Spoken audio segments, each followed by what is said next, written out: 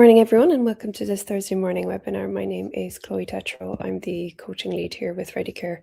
For this morning, we're going to be looking at the topic of stress through a slightly different lens, just to give individuals a bit of a different shift of focus when it comes to spotting even being stressed in the first place. It's going to be quite a short talk. I just want to cover off a few different approaches. So we'll take a 4-point approach to stress. And for the subject of today's talk, we're going to be looking at stress as defined as any state in which the system is carrying more demand than it can comfortably regulate.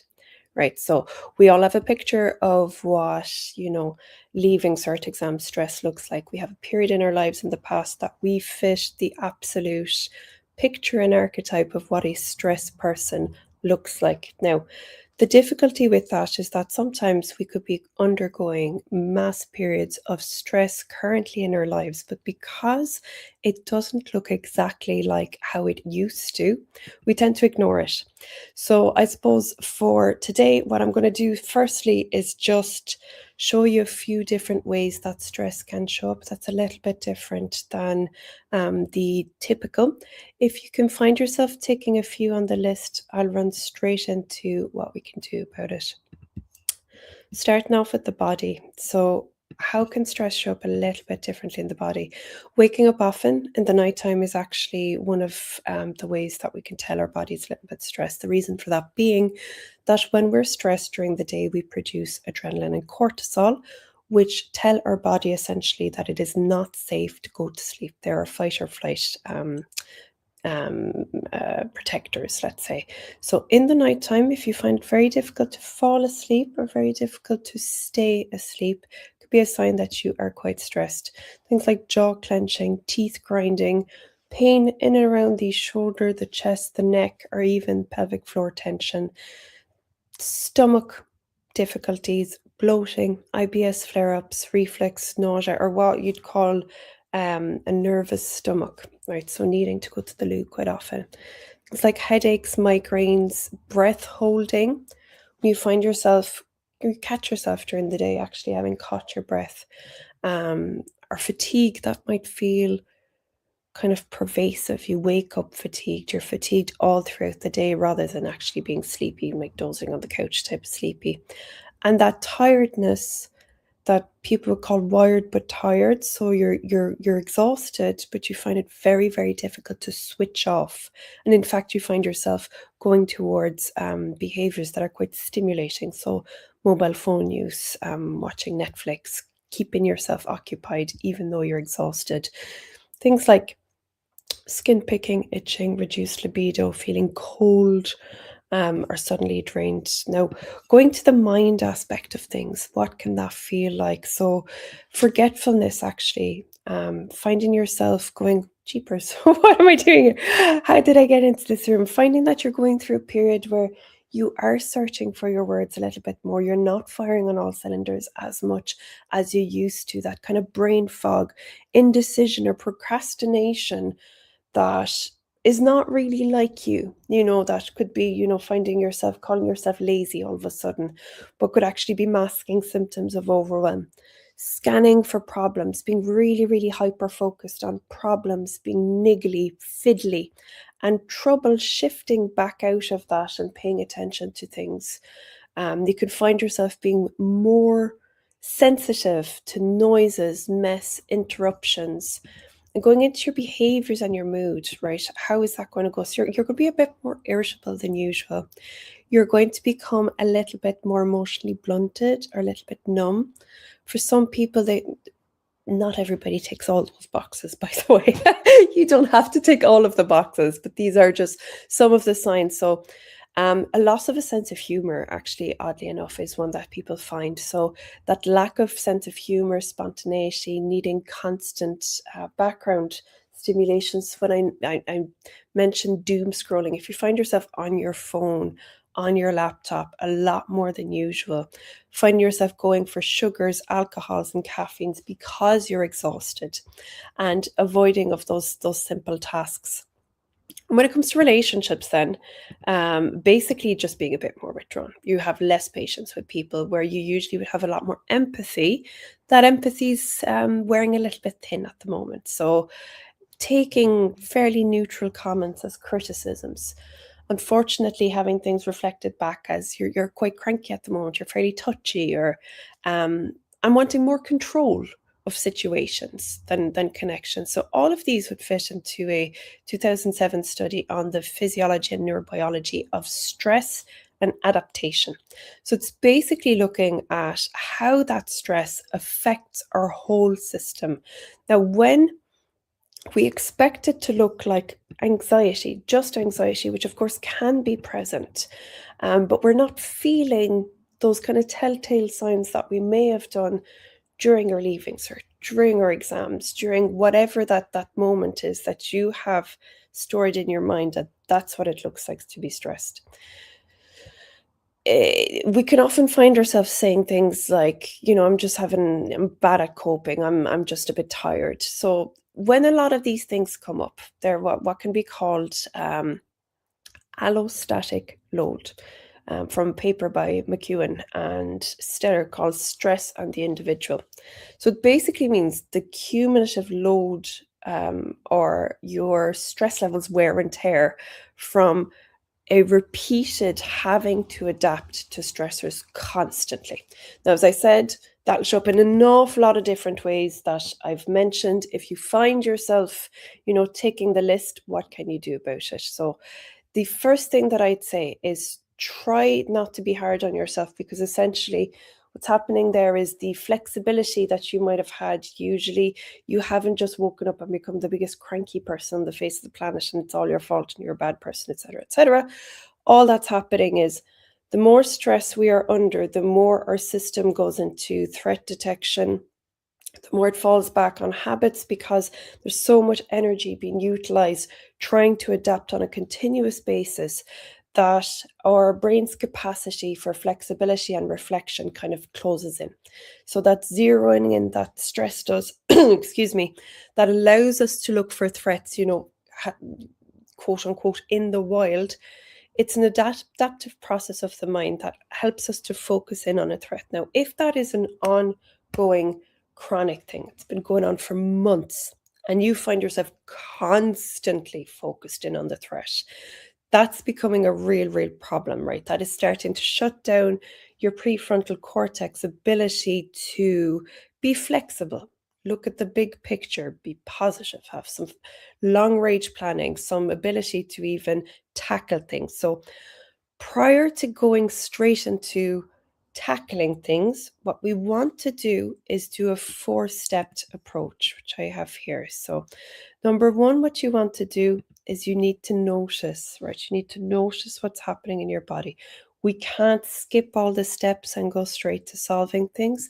It has to start with what is happening. So for a period of time, what I would suggest there is tracking your tension levels, your mental noise, how your gut is doing, your energy levels, your cravings, whether you are more irritable, less patient, what your sleep is like. So just for a period of about 7 days, give yourself the flexibility to say, okay, let's have a look what's happening there. Make a note, pop a timer on your phone, and every single day check in and check out, how have these things been for you? How have you found all, your sleep, your tension, your energy cravings? But I've just have them up on the screen there if you find that helpful. So once you're able to notice where your body is at, you need to start to regulate, because essentially, again, you can't be skipping steps to solving things when your brain is not in problem solving mode. Remember, it's kind of shut down its prefrontal cortex. It's in chronic stress mode. Um, so getting the body to actually let go of that chronic stress, move from your sympathetic nervous system to your parasympathetic nervous system. That's the part of you that's able to basically get yourself back down, go from 10 right back down to 3, right? That's where we want to get at before we can go into decision making. So number one, we need to notice.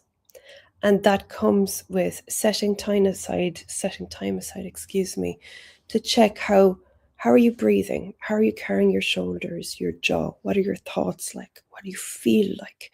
And making that a regular part of your day.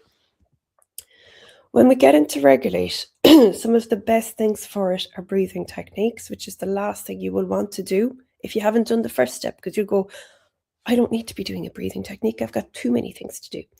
Right, it's a 5-minute breathing technique. Everybody's got time for that in their day. And if you don't, you've got much larger problems, I'm afraid to say. So slow breathing, essentially parasympathetic nervous system activating breathing, is when you breathe out longer than your in-breaths. So what you want to do is inhale gently for 4 to 5 seconds, exhale for a longer period of time, extending that by a few seconds. Brilliant 2020 study done on heart rate variability that shows how what an intervention that these breathing techniques can do. So it's going to help hugely with muscle relaxation, grounding, going from that emergency way of thinking, everything's threat, where you're very reactive, back to being able to even access parts of your brain that allow you to look for big picture thinking, variability, adaptability. So breathing in for 4 to 5 seconds, breathing out for 6 to 8 seconds, keeping your shoulders soft and continuing that for a period of 5 minutes. So you're not trying to zen out, feel blissful. It's great if you do, but all you're trying to do is signal to your body that it is safe. This type of breathing signals to your body that it is safe, which is going to help to reduce your cortisol and adrenaline, which is going to help hugely if sleep is a problem for you. Which brings me on to number 3 in our little list. So reducing. So once you know that there's an issue at play, once you can regulate, the huge part, which is very difficult if you haven't done the first 2 where you know that there's a bit of an issue, is you're going to have to start cutting things out, right? So reducing the unnecessary load on your system. So if you ask yourself, right, what's draining me at the moment, that actually is an option. We can feel, if we're not regulated, if we haven't grounded ourselves, we can feel that everything is a necessity. Everything is, we have to do that. Whereas in actual fact, there's usually some parts in our day that we can start to cut away some of the mental load. So, what's necessary, if it is necessary, but could be done maybe a little bit more simply. What recovery time am I not looking after myself? I could chat to people that are stressed out of their boxes, and I say, what usually enables you to feel, more grounded, more relaxed? And they'll list out a few activities, and I'll say, how much do these show up in your week at the moment? And they'll say, not at all. Haven't been doing any of those. So it's, that old adage of you can't pour from an empty cup. So, what is draining energy that should not and could be cast aside, that can potentially become an optional drain? Now, a very insidious one is mobile phone, doom scrolling, information overload, that essentially when we're putting ourselves in the place of getting quite negative things constantly that are stress producing, that usually is something that we can work on. So reducing phone use. Are there particular activities in your day that really you could do without? Start saying no, basically, is a long-winded approach to what I'm saying here. So remove non-essential weekly obligations. Reduce your multitasking, because actually when we're in a chronic stress environment, multitasking is a massive energy drain. It is for most people. We're not meant to be multitaskers. That's a lie sold to us. Replacing that late night scrolling with repeatable wind down exercises, and replace that news grazing with, check in on yourself. Do you want to be getting more news, or do you feel, look, my system's already a little bit elevated, I need to do something that I know is relaxing? If you still want to be looking at a screen, just shift to something more relaxing. Shorten your exposure to activating conversations or environments. Now, that's quite difficult when they're part of the family or they're in environments that are difficult to control, like workplaces. But essentially, just really prioritizing your space and your peace of mind for a period of time. Start to say no. Start to put down very soft boundaries of acknowledging that you're a bit overstimulated at the moment and need a little bit more space for yourself. That brings me on to rebuild, which is the last part of it all, right? So that's the part where you have more mental space, you've got more quietness, you've got more you time, you've got more activities for yourself, you're more able to say no, you acknowledge that there's an issue, which is the hardest step, and you are putting check-ins in place for yourself. So it's essentially finding those psychologically meaningful activities. What usually makes you feel grounded? What usually makes you feel peace? What usually or previously or historically has made you feel these things? And making sure that there is non-negotiable parts of your week that include that. Think of them like taking a vitamin, a supplement, or medication. These are medicine for your mind. Right, the 2014 study on the effects of stress on physical activity will show that there's massive evidence there for basically putting physical behaviors in place to be able to get your coping mechanisms back a little bit. So if I was to put that very simply as a 4-point approach, I would say your 4 non-negotiables, right, will be your check-ins. 5 amazing. If you could put 5 timers in your day for a body check-in, that's great. And that's basically seeing how are you carrying yourself? How does your body feel? Where do you feel tension in your body? How are you carrying your jaw? What kind of thoughts are you having? How do your emotions feel? You don't have to do anything about it when you're doing your check-in. All you're doing is giving yourself 30 seconds in a day, several times a day if you can, to see how am I feeling right now. Right, once you have that done, you take your 5 minutes. That's all it is, 5 minutes, 4 if that's all you can manage. Breathing in for 4 or 5, breathing out for longer than your in-breath. So that's going to activate the safety in your body. You want to be bringing in 1 stress-lowering action per day, just 1. For some people, that's dancing. Throw on 1 tune that you used to love as a teenager and dance.